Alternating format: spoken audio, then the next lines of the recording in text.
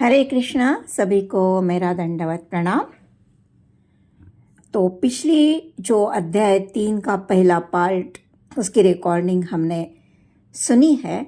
उसमें भगवान यज्ञ के विषय में हमें बता रहे हैं और हमें ये भी बताया गया है कि हमें संकीर्तन यज्ञ हरे कृष्ण कृष्ण कृष्ण हरे हरे, हरे राम राम राम हरे हरे, इसका यत्न हमें करना चाहिए। अब हमें इसके आगे जो पॉइंट्स है उसे देखते हैं। तो पहले हम गुरु की प्रार्थना करेंगे और फिर इस विषय में आगे बढ़ेंगे। ओम अज्ञानतिमिरान्धस्य ज्ञानाञ्जनशलाकया चक्षुरुन्मिलितं येन तस्मै श्रीगुरवे नमः। गुरुर्ब्रह्मा गुरुर्विष्णु गुरुर्देवो महेश्वरा, गुरुः साक्षात् परब्रह्म तस्मै श्रीगुरवे नमः। हरे कृष्णा। हमने पिछले रिकॉर्डिंग में कर्मकांड और कर्मयोग इसके विषय में सुना था। अभी भगवान आगे कह रहे हैं कि देखिए, ये कर्मकांड और कर्मयोग, ये जो विषय है ये भगवद गीता के कुछ ऊंचे स्तर के विषय नहीं है। निष्काम कर्मयोग हमें बताता है कि कर्तव्य भावना से कर्म करके उसके फल की अपेक्षा नहीं करनी है। तो ये फल का हमें क्या करना है? तो उसके लिए यहाँ कह रहे हैं कि वे कर्म फल को हमें भगवान को अर्पण करना है। सर्वसाधारण व्यक्ति कर्म न करते हुए नहीं रह सकता, लेकिन भगवान यहाँ कह रहे हैं कि जो स्वरूप सिद्ध व्यक्ति है, जिसने आत्म साक्षात्कार कर लिया है, ऐसा आत्मतुष्ट व्यक्ति, आत्मरति व्यक्ति कर्म का त्याग कर सकता है। लेकिन कर्म न करने का भी उसके पास कोई कारण नहीं होता है, क्योंकि वह न किसी कर्म से आसक्त होता है, न किसी कर्म की वह घृणा करता है। इसलिए वह कर्म करता रहता है। और भगवान यह भी कह रहे हैं कि देखिए, जो आदर्श व्यक्ति होता है उसका अनुसरण बाकी लोग करते हैं। इसलिए एक आदर्श स्थापित करने के लिए वह कर्म करता रहता है। भगवान भी जब इस जगत में अवतरित होते हैं तो वे भी अपने कर्म करते रहते हैं। वे कहते हैं कि मुझे किसी भी चीज की कमी नहीं है, तो भी मैं सभी कर्म करता रहता हूँ, क्योंकि मुझे देखकर अगर सभी ने अपने कर्म करने छोड़ दिए तो समस्या होगी। इसलिए वे भी अपने कर्म करते रहते हैं। आगे जाकर भगवान यह कह रहे हैं कि जो भी आप कार्य कर रहे हो वो प्रकृति आपसे 3 गुणों के अनुसार करवाती है। इसलिए हम मिथ्या अहंकार में हमें नहीं रहना है। हमें उस कार्य का कर्ता नहीं मानना है। ये नहीं सोचना है कि मेरे बिना ये कार्य नहीं हो सकता था और मैंने किया है और इसलिए मैं ही इसे भोगूंगा। जैसे मैंने पैसे कमाए हैं उसे मैं ही भोगूंगा। इस तरह की प्रवृत्ति से हमें बाहर निकलना है, क्योंकि जब हम कर्ता भावना से मुक्त होते हैं तभी तो हम सुख और दुख दोनों का अनुभव नहीं करते, उसके परे जाते हैं। देखिए, कर्म तो जो ज्ञानी व्यक्ति है वो भी करता है और अज्ञानी है वो भी वही कर्म करता रहता है, दिखाई देता है। लेकिन एक ज्ञान के साथ कर रहा है और एक अज्ञान के साथ कर रहा है। अंदर की जो भावना है वो अलग अलग होती है। अभी भगवान हमारे लिए भक्ति को मेंशन कर रहे हैं, कह रहे हैं कि मेरे लिए सभी कर्म करो। इसका मतलब क्या है? कब हम ये ऐसे कर पाएंगे? जब हम कर्म निष्काम भावना से करेंगे, जब हम लाभ हानि की परवाह न करते हुए कर्तव्य भावना से कर्म करेंगे, जब हम स्वामित्व की भावना से परे होकर कर्म करेंगे, तभी ये हो सकता है। और जब हम भगवान के लिए कर्म कर रहे हैं तब भी हमें उसी उत्साह के साथ कर्म करना है जिस उत्साह के साथ हम हमारे स्वार्थ के लिए कर्म करते हैं। मैं एक बात यहाँ कहना चाहूँगी, हम कितना भी प्रयास करें, कितना भी कर्म को सफल करने का प्रयास करें, अपने कर्तव्य करते रहे, लेकिन उसका जो परिणाम है हमें भगवान की कृपा के बिना प्राप्त नहीं हो सकता।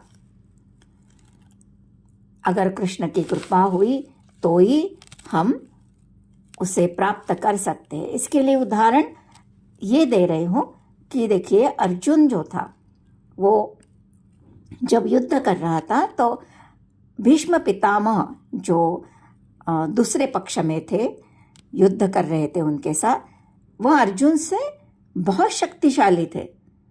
उन्हें जीतना अर्जुन के लिए आसान नहीं था, लेकिन भगवान कृष्ण इनकी कृपा से वह जीत पाए युद्ध। इसलिए हमें भगवान की कृपा बहुत ज़रूरी है। अब ये कहना चाहती हूँ कि जब हम ज्ञान के साथ कर्म करते हैं तो हमारे जो कर्म है ब्राह्मण के हो या क्षुद्र के हो, हम उसे पवित्रता से कर पाएंगे। आध्यात्मिक जीवन में कर्म करते हुए हमारा जो व्यवसाय है उसे बदलने की हमें कोई ज़रूरत नहीं है। हम वही परिस्थिति में जो है वही परिस्थिति में पवित्रता के साथ हमें उसे करना है। जब कभी हम कुछ चीज़ का त्याग करते हैं तो हमें ये ध्यान में रखना है कि हम उसे छोड़ते हैं, लेकिन हम भगवान से जुड़ते हैं या नहीं। सिर्फ छोड़ना पर्याप्त नहीं है, कुछ छोड़कर हमें कहीं जुड़ना भी चाहिए। हमें उसे छोड़कर भक्ति करनी है, यह हमारा लक्ष्य है। जैसे हमने मांसाहार छोड़ दिया और उसी भावना में हम रहते हैं कि हमने मांसाहार छोड़ दिया तो नहीं चलेगा। उसे छोड़कर क्या हम भगवान की भक्ति में जुड़ रहे हैं, ये महत्वपूर्ण है। कुछ लोग क्या करते हैं, शर्ट पैंट छोड़कर धोती कुर्ता पहनना चालू करते हैं, क्योंकि भक्त लोग धोती कुर्ता पहनते हैं, इसलिए सिर्फ दिखावे के लिए। तो वो जो भक्ति है, वो जो आसक्ति है, हमें वो भगवान की सेवा में लगानी है। उतना काफ़ी नहीं है कुछ छोड़ना। जैसे हम उपवास कर रहे हैं, लेकिन उपवास करके इतने थक जाते हैं हम और कहते हैं कि अब मैं तो कुछ नहीं कर पाऊँगा या कर पाऊँगी, मैं सो जाना चाहती हूँ। तो वो ऐसे उपवास का कोई उपयोग नहीं है। उपवास करके हमें जो समय मिलता है, खाना बनाने का समय, उसकी तैयारियां करने का समय, वो समय हमारा बचता है, तो वो समय को हमने भगवान की सेवा में लगाना है। ये उपवास का उद्दिष्ट है। अभी भगवान ये कह रहे हैं कि हमारा जो धर्म है उसी के अनुसार हमें कर्म करने हैं। जैसे हम क्षत्रिय है, लेकिन अगर हमें क्षत्रिय धर्म के कार्य कुछ दोषपूर्ण लग रहे हो या हम उसे ठीक से नहीं कर पा रहे हो, तो भी हमें वही कार्य जैसे भी हो करते रहना चाहिए। जैसे अर्जुन क्षत्रिय था, उसे उसके धर्म के अनुसार युद्ध करना दोषपूर्ण लग रहा था, तो वह ब्राह्मण के धर्म अनुसार संन्यास लेकर जंगल में जाना चाहता था। तो हमें इस तरह से नहीं सोचना चाहिए। अभी भगवान से इतना कुछ अर्जुन सुनने के बाद एक बहुत महत्वपूर्ण प्रश्न भगवान से पूछ रहे हैं कि हमें ये सब ज्ञान है, हमें ये सब पता रहता है, लेकिन तो भी हम पाप कर्म कर बैठते हैं। ऐसे लगता है कि कोई बलपूर्वक ये कार्य हमसे करवा रहे हैं, तो वो क्या है?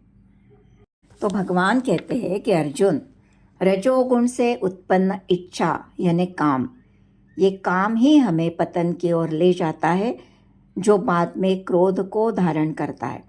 यह काम हमारा सर्वभक्षी शत्रु है।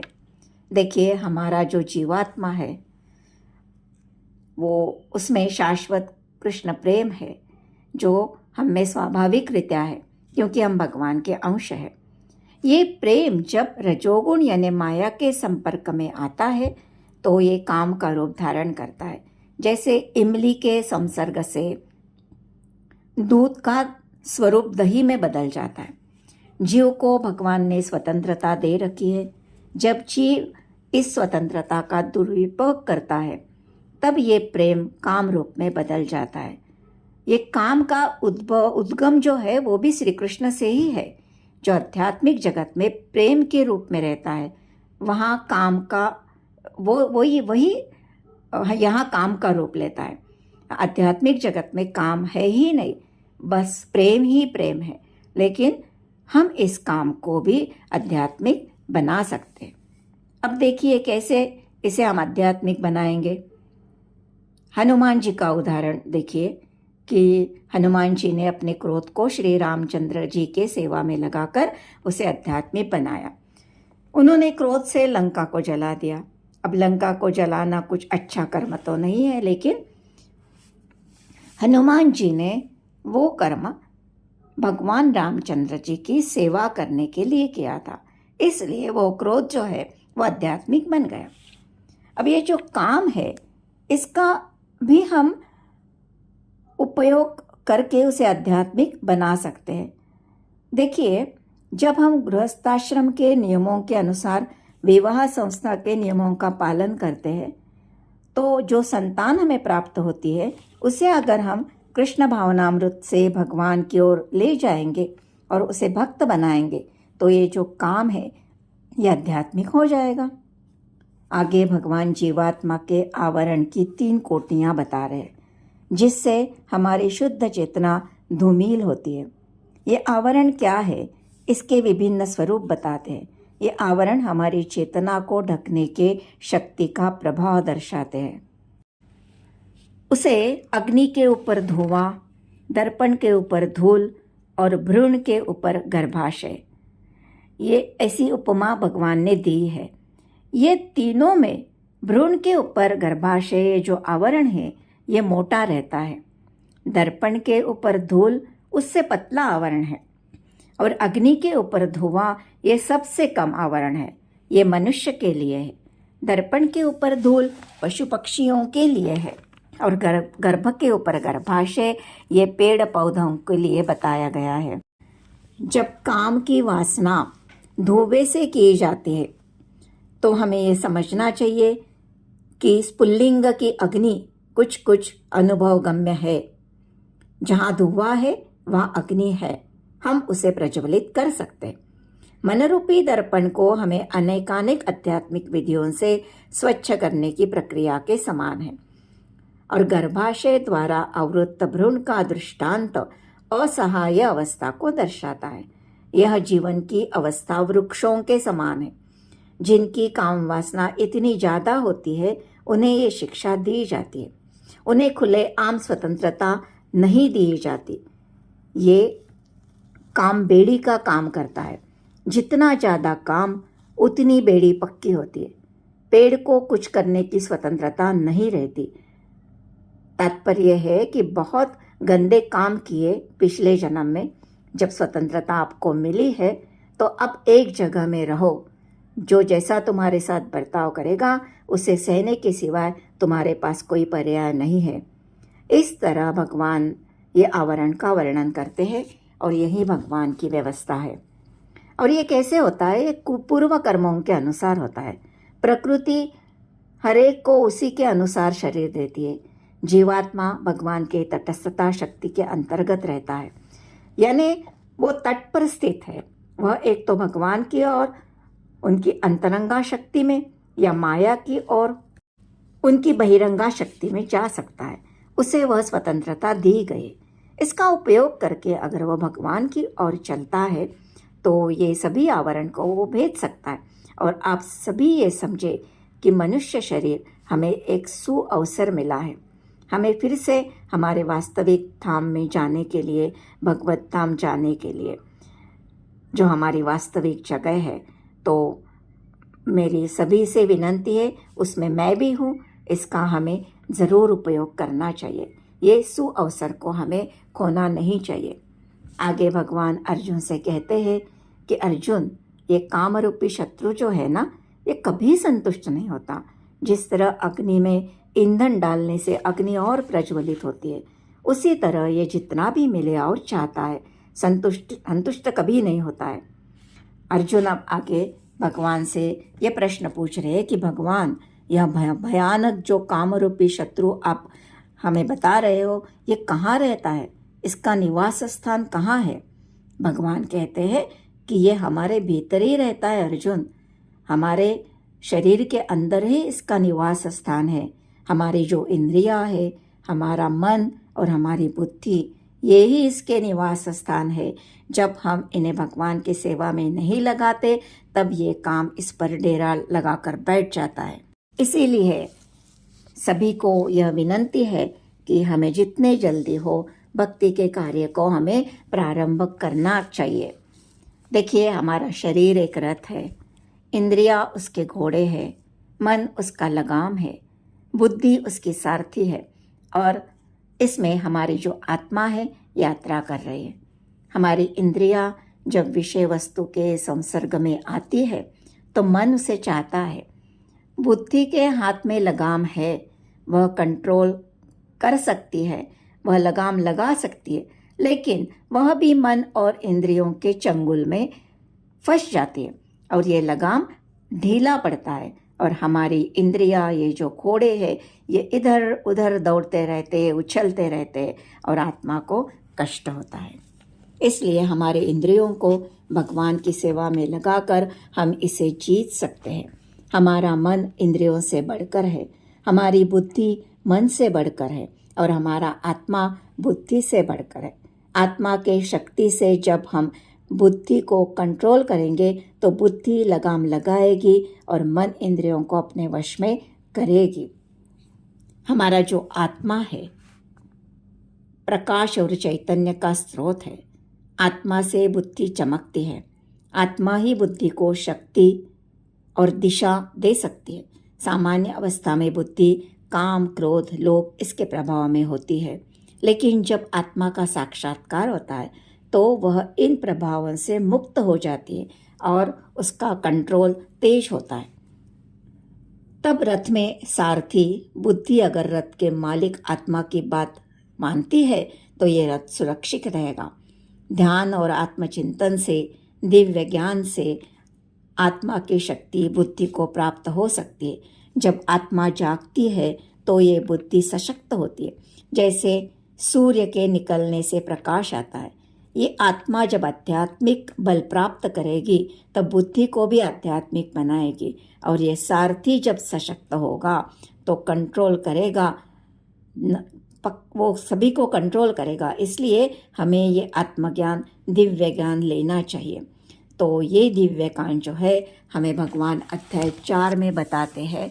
तो अगले रिकॉर्डिंग में हम ये अध्याय 4 दिव्य ज्ञान के विषय में सुनने वाले हैं। तो मेरी सभी को यही प्रार्थना है कि आप ज़रूर अध्याय 4 का जो ये दिव्य ज्ञान का विषय है वो ज़रूर सुनिए और आशा करती हूँ ये जो 3rd का रिकॉर्डिंग है ये भी आपको अच्छा लगा हो। तो आप इसे लाइक कीजिए और इसे सब्सक्राइब भी कीजिए ताकि अगले अध्याय का रिकॉर्डिंग आपके पास पहुंच जाएगा। तो आशा करती हूँ इससे आपको ज़रूर ये प्रेरणा मिली होगी कि हमने हरे कृष्णा कृष्ण कृष्ण हरे हरे, हरे राम राम राम हरे हरे इस महामंत्र का जप सभी ने करना चाहिए।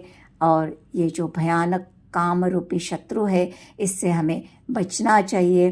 तो इसी आशा के साथ मैं ये रिकॉर्डिंग को विराम देती हूँ। हरे कृष्णा, सभी को दंडवत प्रणाम।